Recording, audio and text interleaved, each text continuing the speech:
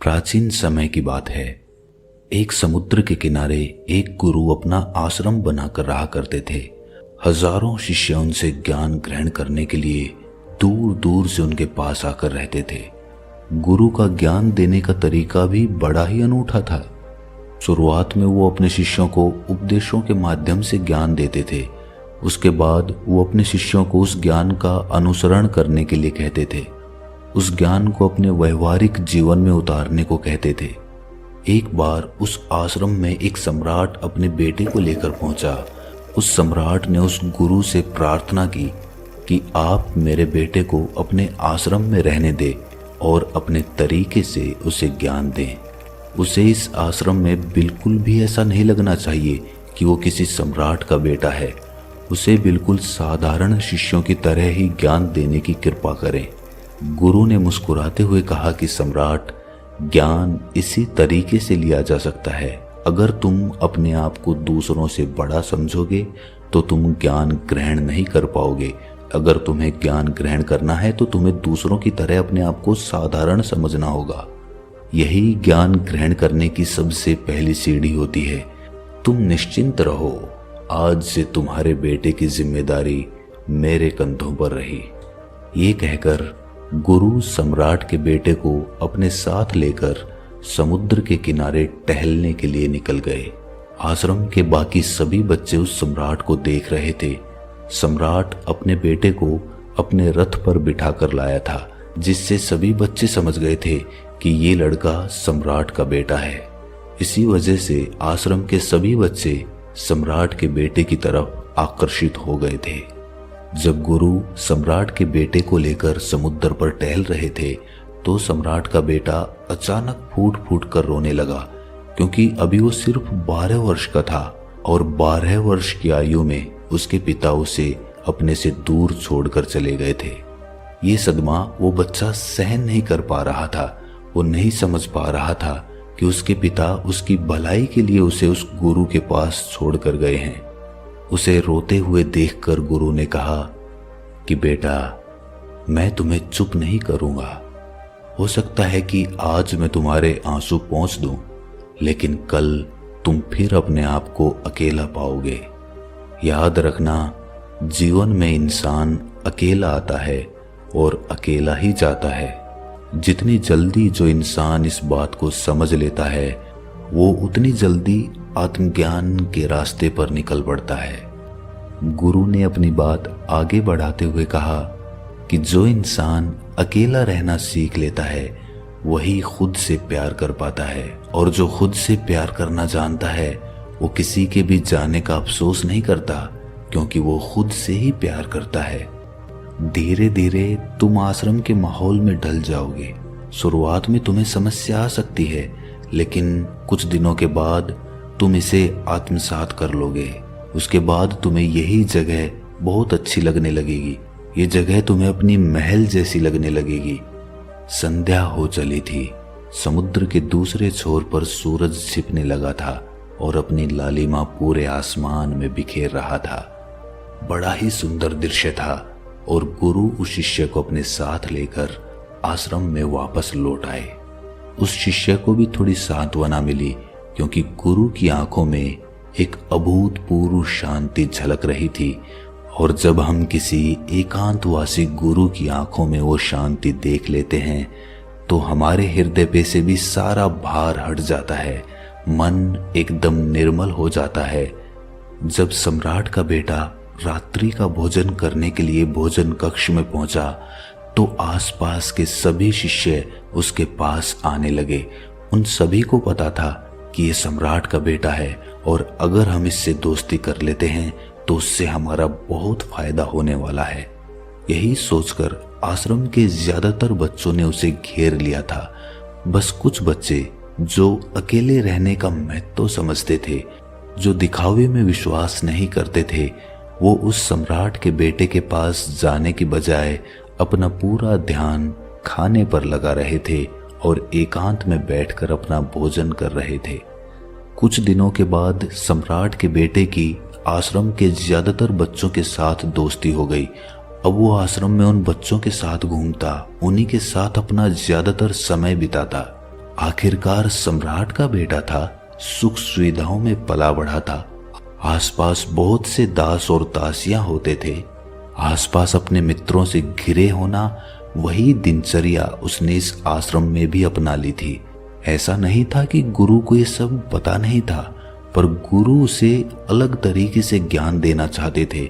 बच्चों को ज्ञान आप उपदेश देकर नहीं दे सकते, उन्हें साक्षात्कार कराना पड़ता है।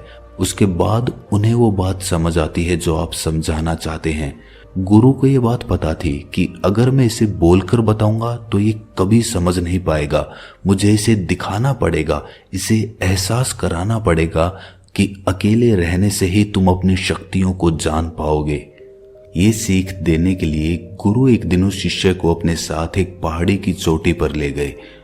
पहाड़ी पर पहुंचकर गुरु ने उस शिष्य से कहा कि अब तुम्हारा ज्ञान पूरा हो चुका है, बस एक आखिरी रात तुम्हें यहाँ पर बितानी होगी।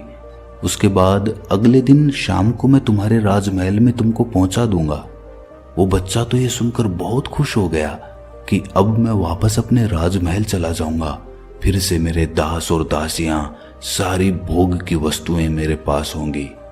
उस शिष्य ने गुरु से पूछा कि गुरुजी, मुझे आज रात आप यहाँ पहाड़ी पर क्यों छोड़ रहे हैं?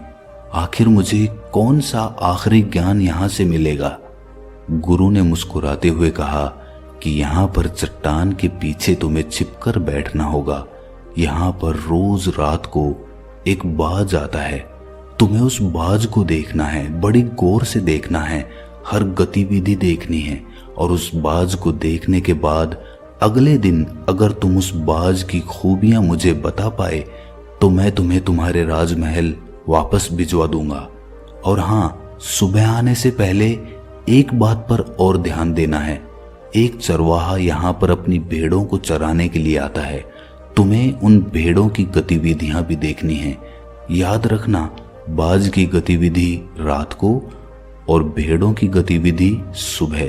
अगर तुम दोनों की गतिविधि ध्यान से देखकर मुझे बता पाए तो तुम इस आश्रम से हमेशा के लिए आजाद हो जाओगे, तुम्हारा ज्ञान पूरा हो जाएगा। मैं तुम्हारे पिता को कह दूंगा कि ये बच्चा हमारे आश्रम का सबसे ज्ञानी बच्चा है। ये कहकर गुरु अपने आश्रम में वापस लौट आए और वो बच्चा वहीं पर उस चट्टान के पीछे खड़ा हुआ उस बाज का इंतजार करने लगा। काफी वक्त बीत जाने के बाद वहां पर एक बाज अपने बच्चों के साथ पहुंचा। सम्राट के बेटे ने पूरी रात उस बाज की गतिविधि बड़े ही ध्यानपूर्वक देखी और सुबह होने के बाद जब चरवाहा वहां पर अपनी भेड़ों को लेकर पहुंचा तो उसने एक अभूतपूर्व दृश्य देखा। उसने देखा कि वो बाज भेड़ के एक मेमने को अपने पंजों में दबाकर आसमान में उड़ गया। उसने उस भेड़ के बच्चे का शिकार कर लिया था। ये सारा दृश्य देखकर वो बच्चा आश्रम में वापस अपने गुरु के पास पहुंचा। इससे पहले कि गुरु उससे कुछ पूछते, उसने गुरु को प्रणाम करते हुए कहा कि गुरुदेव, आप आश्रम के सभी बच्चों को यहाँ पर बुला लीजिए। मैं सब लोगों को बताना चाहता हूँ कि मैंने क्या देखा। जब आश्रम के सभी बच्चे वहां पर पहुंच गए तो उस सम्राट के बेटे ने कहना शुरू किया कि मैंने अपने जीवन में बहुत से पक्षियों को देखा है, लेकिन बाज उन सभी पक्षियों में से सबसे अद्भुत और सबसे अलग होता है। उदाहरण के लिए एक तोता हम सभी ने देखा है। तोता बोलता तो बहुत है लेकिन कभी ऊंचा नहीं उड़ पाता, लेकिन एक बाज जो कि हर समय शांत रहता है, वो आकाश को भी छू सकता है। उसमें आकाश को भी छू लेने का सामर्थ्य होता है। जब भी एक बाज अपने शिकार को निश्चित कर लेता है तो वो उसी शिकार पर अपनी नजरें गड़ाए रहता है, चाहे वो कितनी भी ऊंचाई पर क्यों ना हो, चाहे कितना भी बड़ा तूफान क्यों ना आ जाए, लेकिन उसकी नजर हमेशा अपने लक्ष्य पर स्थिर रहती है। आज सुबह जिस बाज को मैंने देखा उसने हर भेड़ को अपना शिकार नहीं बनाया, बल्कि उस भेड़ों के झुंड में से उसने उस भेड़ के मेमने को अपना शिकार बनाया। उस बाज की तरह हमें भी अपना ध्यान अपने एक ही लक्ष्य पर स्थिर रखना चाहिए, चाहे कितनी भी अड़चने क्यों ना आए, हमें अपना लक्ष्य स्पष्ट दिखाई देना चाहिए। 10-20 अलग अलग लक्ष्यों में अपनी ऊर्जा बर्बाद करने की बजाय हमें किसी एक लक्ष्य पर पूरी एकाग्रता के साथ ध्यान देना चाहिए। तीसरी बात जो मैंने उस बाज से सीखी और जो हम सभी को सीखनी चाहिए वो ये है कि बाज कभी भी दूसरे पक्षी के साथ नहीं उड़ता, वो हमेशा आकाश में अकेला उड़ता है। इससे हमें ये सीख लेनी चाहिए कि हमें कभी भी छोटी सोच वाले लोगों के साथ नहीं रहना चाहिए। आखिरकार हम भी वही बन जाते हैं जिनके साथ हम रहते हैं। इसीलिए या तो बड़ी सोच वालों के साथ रहो या फिर अकेले रहो, क्योंकि जब हम अकेले रहते हैं तभी हम खुद की ताकत और खुद की कमजोरियों को जान पाते हैं। कमजोरियों को जानकर उनको दूर कर सकते हैं और अपनी ताकत को जानकर उसका सही इस्तेमाल कर सकते हैं, लेकिन वो तभी संभव होगा जब हम अकेले रहना सीखेंगे। चौथी सीख जो हमें एक बाज से लेनी चाहिए कि एक बाज हमेशा अपनी सीमाओं से ऊपर उठकर उड़ता है। जब तूफान आता है तो हर एक पक्षी अपने घोंसले की तरफ भागता है, खुद को छुपाने की जगह ढूंढता है, लेकिन बाज ऐसा कुछ भी नहीं करता। वो खुद की सीमाओं को तोड़कर बादलों से भी ऊपर उड़ने का प्रयास करता है। हवाएं उसे थपेड़े मारती हैं, पंख उसके भारी हो जाते हैं, पानी और धूल की वजह से उसे कुछ दिखाई नहीं देता, लेकिन वो फिर भी आसमान की तरफ उड़ता रहता है और अंततः बादलों से भी ऊपर निकल जाता है और वहां तब तक उड़ता रहता है जब तक मौसम ठीक नहीं हो जाता। अपनी सीमाओं को सिर्फ इसीलिए तोड़ पाता है क्योंकि वो समस्या के आने पर उससे घबराता नहीं है, उससे डरकर बचने का प्रयास नहीं करता, बल्कि एक सकारात्मक नजरिए के साथ उसका सामना करता है। जीवन में चाहे कितनी भी अड़चने क्यों ना आए, हमें उन अड़चनों से लड़ना चाहिए, ना कि उनसे डरकर कहीं छिपकर बैठना चाहिए। बहादुर तो वो लोग होते हैं जो तूफानों से टकरा जाते हैं, कायर तो अपने घर में, अपने घोंसले में अपनी जगह ढूंढकर बैठ जाते हैं। पांचवी बात जो हमें एक बाज से सीखनी चाहिए कि बाज कभी भी अपने घोंसले में घास के कोमल तिनके नहीं रखता। जो तिनके कोमल होते जाते हैं वो उन्हें निकाल कर फेंकता रहता है। उसी तरह चाहे कितनी भी आरामदायक जिंदगी आपको मिली हो, लेकिन उस आराम से ऊपर उठकर अपने आलस्य को तोड़कर जीवन में मेहनत करते रहना चाहिए, जीवन में पसीना बहाना चाहिए, शारीरिक मेहनत करनी चाहिए। अपने घोंसले से कोमल तिनके उठाकर फेंक दो और आज ही अपने आलस्य को तोड़कर निकल पड़ो। हर दिन अपने आप को चुनौतियां दो, हर दिन मुश्किलों से लड़ो, क्योंकि वही मुश्किलें तुम्हें मजबूत बनाएंगी। जंगल के राजा शेर को भी झुंड बनाकर शिकार करते हुए देखा जा सकता है, लेकिन बाज हमेशा अकेला शिकार करता है, क्योंकि वो जानता है कि भीड़ हौसला तो देती है मगर साहस छीन लेती है।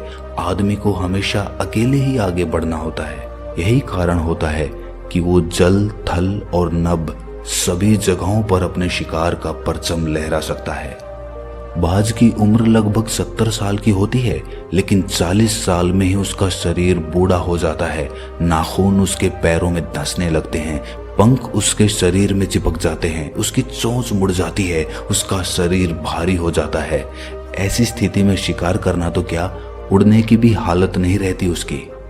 ऐसे में उसके पास सिर्फ 2 विकल्प होते हैं। पहला, या तो वो खुद की इस अवस्था को स्वीकार कर ले और भूखा प्यासा मर जाए, या किसी दूसरे जानवर का शिकार बन जाए। और दूसरा विकल्प ये होता है कि वो 6 महीने एक बहुत ही दर्दनाक प्रक्रिया से गुजरे और खुद को फिर से पहले जैसा मजबूत बना ले। लेकिन बाज तो बाज है, वो दूसरा विकल्प चुनता है। इसके लिए वो खुद को एक बहुत ही ऊंचे पहाड़ पर ले जाता है, जहां वो पहले अपनी चोंच से अपने सारे पंख खींच खींच कर उखाड़ देता है और फिर चट्टान पर पैर मार मार कर अपने पंजे तोड़ देता है। उसके बाद उसी चट्टान पर अपनी चोंच को पटक पटक कर तोड़ देता है और इस लहूलुहान अवस्था में खुद को दूसरे जानवरों से छुपाता फिरता है। अगले 6 महीने तक वो इसी दर्दनाक प्रक्रिया से गुजरता है और इंतजार करता है नई चोंच, नए पंख और नए पंजों का। तब फिर वो अपनी नई जिंदगी शुरू करता है और निकल पड़ता है अपने शिकार पर और अगले 30 सालों तक फिर से राज करता है। इसीलिए समय आने पर हमें भी अपनी पुरानी आदतों को छोड़ना पड़ता है और कुछ नया सीखना पड़ता है। समय के साथ बदलना पड़ता है, अपने आप को तैयार करना पड़ता है, वरना हमारा भी शिकार हो सकता है, हम भी पीछे रह सकते हैं। इसके बाद सम्राट के बेटे ने भेड़ों की विशेषता बताते हुए कहा कि भेड़ हमेशा झुंड में चलती है। उन्हें झुंड में एक साथ चलने से हिम्मत मिलती है, लेकिन जैसे ही उन पर शिकार होता है वैसे ही वो भीड़ तितर बितर हो जाती है और उस पूरी भीड़ में से एक भी भेड़ अपने साथी की मदद करने के लिए वापस नहीं लौटती। इससे हमें ये सीख मिलती है कि हमारे साथ कितने भी लोग खड़े हों, किसी पर भी यकीन नहीं करना। यकीन करना तो खुद पर करना, क्योंकि बुरा समय आने पर वो भीड़ कब तितर बितर हो जाएगी आपको पता ही नहीं चलेगा। गुरु को प्रणाम करते हुए सम्राट के बेटे ने अपने गुरु से कहा कि गुरुदेव, अगर मुझसे कोई सीख रह गई हो तो कृपा करके आप बताने की कृपा करें। गुरु ने सभी बच्चों को संबोधित करते हुए कहा कि ये सभी बातें जो अभी इस बच्चे ने बताई है सब सही है, लेकिन ये सारी खूबियां आप लोगों में तभी पैदा हो पाएगी जब आप अकेले रहने का अभ्यास करेंगे। आपने देखा होगा कि बाज कभी भी किसी दूसरे पक्षी के साथ नहीं रहता, ना ही किसी के साथ अपनी जोड़ी बनाता। वो आसमान में अकेला उड़ता है और अकेला उड़ने की वजह से वो अपनी ताकत और अपनी कमजोरियों को जान पाता है। इसके बाद गुरु ने अपनी बात खत्म करते हुए कहा कि मैं आज रात इस सम्राट के बेटे को इसके राजमहल में छोड़ने के लिए जा रहा हूं, क्योंकि इसकी सीख यहाँ पर पूरी हो गई है।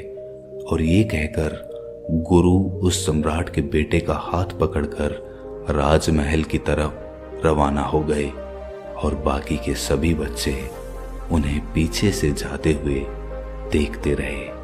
तो दोस्तों, कैसी लगी ये कहानी आपको? कमेंट सेक्शन में ज़रूर बताना, और अच्छी लगी हो तो इस चैनल को सब्सक्राइब करके नोटिफिकेशन बेल को ज़रूर प्रेस कर देना। तो मिलते हैं अगली कहानी में, तब तक के लिए अपना